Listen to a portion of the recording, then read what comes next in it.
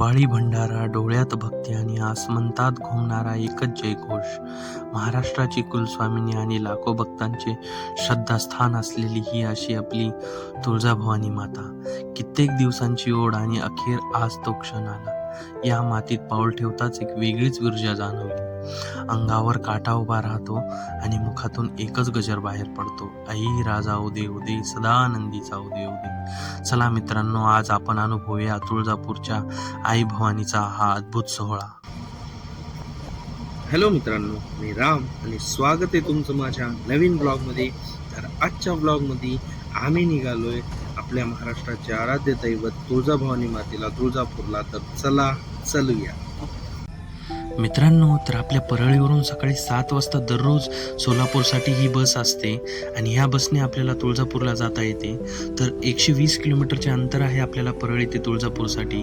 तर आता आम्ही बसमध्ये बसलोय आणि जागा पण मिळालेली आहे. सकाळची बस असल्यामुळे जास्त गर्दी नाही आहे हिच्यामध्ये. तर आता आम्ही निघालोय.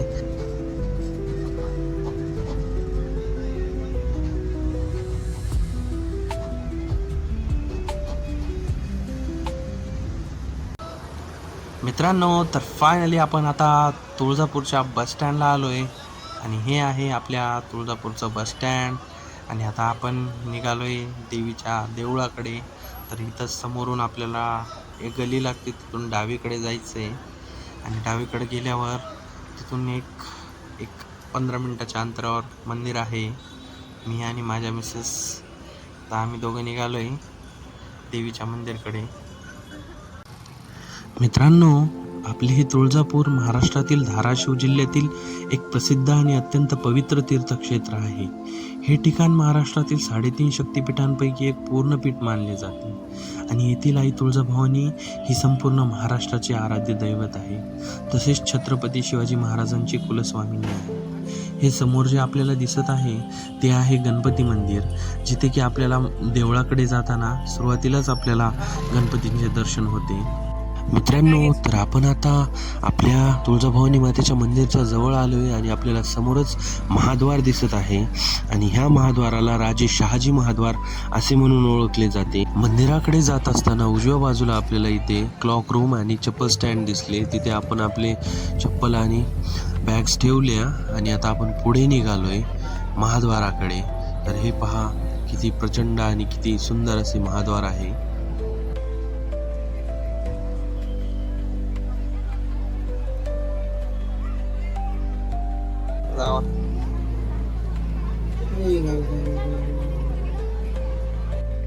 मित्रांनो, हे राजे शहाजी महाद्वाराची रचना पारंपरिक हेमाडपंथी व मराठाकालीन स्थापत्य शैलीचा एक उत्कृष्ट नमुना आहे.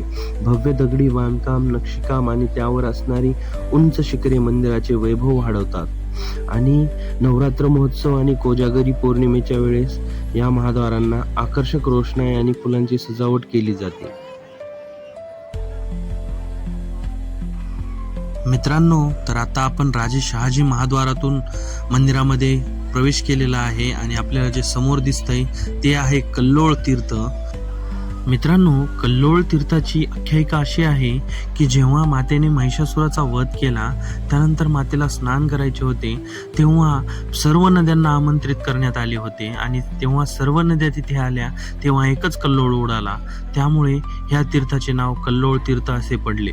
कल्लोळ तीर्थाच्या अगदी जवळच गोमुख तीर्थ आहे, जिथे भाविक स्नान करून किंवा हातपाय धुवून पुढे देवीच्या दर्शनासाठी जातात. गोमुख तीर्थात हातपाय धुवून आपण पुढे उजव्या सोंडेच्या गणपतीचे दर्शन घेणार आहोत आणि तिथून पुढे महाद्वारातून देवीच्या दर्शनासाठी जाणार आहोत. मित्रांनो, पुढे आल्यावर आपल्याला जे समोर मंदिर दिसत आहे ते आहे सिद्धिविनायक मंदिर, ज्यांना की उजव्या सोंडेचे गणपती म्हणले जाते आणि हे सूर्यनाडीचे प्रतीक मानले जातात. हा गणपती कडक शिस्तप्रिय, अत्यंत प्रभावी आणि भक्तांच्या मनोकामना लवकर पूर्ण करणारा मानला जातो. मातेच्या दर्शनाला जाण्यापूर्वी विघ्नहर्ता म्हणून प्रथम या गणपतीचे दर्शन घेण्याची पूर्वापार प्रथा आहे. मित्रांनो, आता आपण अतिशय भव्य अशा सरदार निंबाळकर महाद्वारातून मंदिराच्या प्रांगणात प्रवेश करत आहोत आणि येथून जात असताना एक वेगळीच ऊर्जा आणि छत्रपती शिवाजी महाराजांच्या काळातील भव्यतेची जाणीव होत आहे. जसं आपण या महाद्वारातून आत प्रवेश करत आहोत तसं संपूर्ण वातावरणातला भक्तिभाव अंगावर शहारे आणत आहे. समोर दिसणारं विस्तीर्ण प्रांगण, काकड आरती आणि गोंधळाचे वाजणारे सूर आणि कपाळावर लागलेला केशरी पिवळा भंडारा इथे आल्यावर प्रवासाचा सगळा थकवा एका क्षणात नाहीसा करतो. या ऐतिहासिक पायऱ्या उतरताना मनाला एक प्रचंड शांतता मिळाली.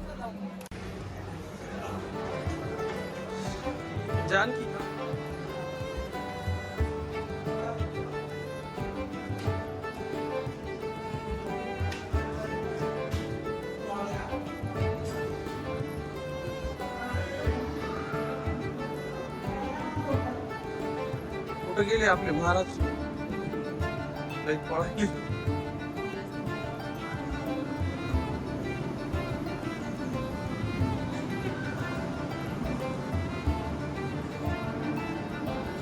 मित्रांनो, तर आता आपण धर्मदर्शनाच्या रांगेकडे निघालोय आणि आपण आता इथे एक उपाध्याय ठरवले आहेत पूजेसाठी, तर ते समोर थांबलेले आहेत. तर ही बघा धर्मदर्शनाची रांग आहे आणि आम्हाला थोडं बाजूनं इकडून मुखदर्शन मार्गाने नेणार आहेत. हे आहेत उपाध्याय आमचे.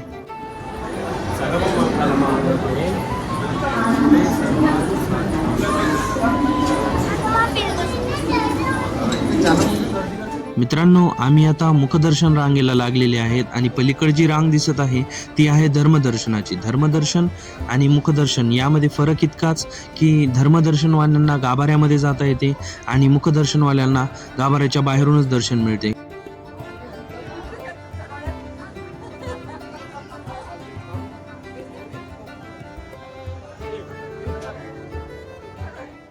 मित्रांनो, तर फायनली आपण आता तुळजाभवानी मातेच्या गर्भगृहासमोरील सभामंडपात येऊन थांबलेलो आहोत.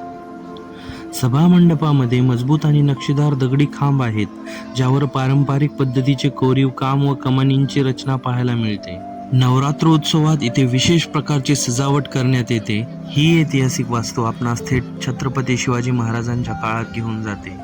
छत्रपती शिवाजी महाराज प्रत्येक युद्धाला जाण्यापूर्वी कुलस्वामिनी तुळजाभवानी मातेचे दर्शन घ्यायला येतात. महाराजांच्या निस्वार भक्तीला प्रसन्न होऊन तुळजाभवानी मातेने महाराजांना भवानी तलवार दिली होती. मित्रांनो, तर आता आपण गर्भगृहाच्या समोर आहोत आणि आता आपण मुखदर्शन घेणार आहोत मातेचे.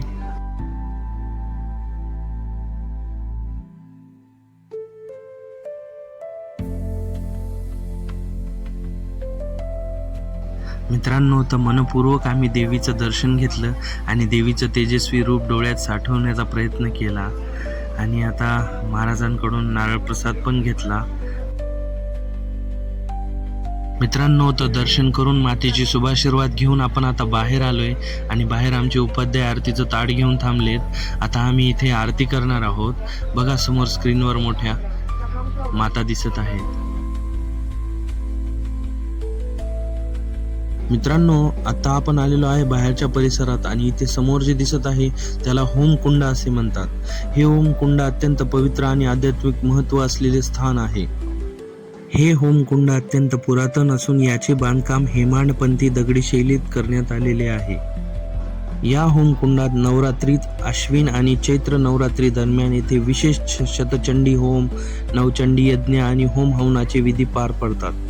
मित्रांनो, आपल्या श्री तुळजाभवानी मंदिराचे शिखर हे दक्षिण भारतीय आणि मराठा वास्तुशैलीचा एक उत्कृष्ट असा संगम आहे. मित्रांनो, नवमीच्या दिवशी किंवा मुख्य उत्सवात दिली जाणारी यज्ञाची पूर्णाहुती याच होमकुंडात अर्पण केली जाते. दर्शनासाठी येणारे भाविक या होमकुंडाचे मनोभावे दर्शन घेतात. तसेच होमातील पवित्र रक्षा म्हणजे अंगारा भस्म कपाळावर लावतात, घरी घेऊन जातात. मित्रांनो, आई तुळजाभवानी मातेचं छान असं दर्शन घेऊन आता आम्ही इथं हळदी कुंकू विकत घेऊन राजमाता माँसाहेब जिजाऊ महाद्वारातून मंदिराच्या बाहेर पडणार आहोत. मित्रांनो, तर आई तुळजाभवानी मातेच्या दर्शनाचा व्लॉग मी इथेच समाप्त करत आहे. भेटूया अशाच एका नवीन व्लॉगमध्ये. तोपर्यंत लाईक करा, शेअर करा आणि चॅनलला सबस्क्राईब करा आणि स्वतःची काळजी घ्या. हर हर महादेव.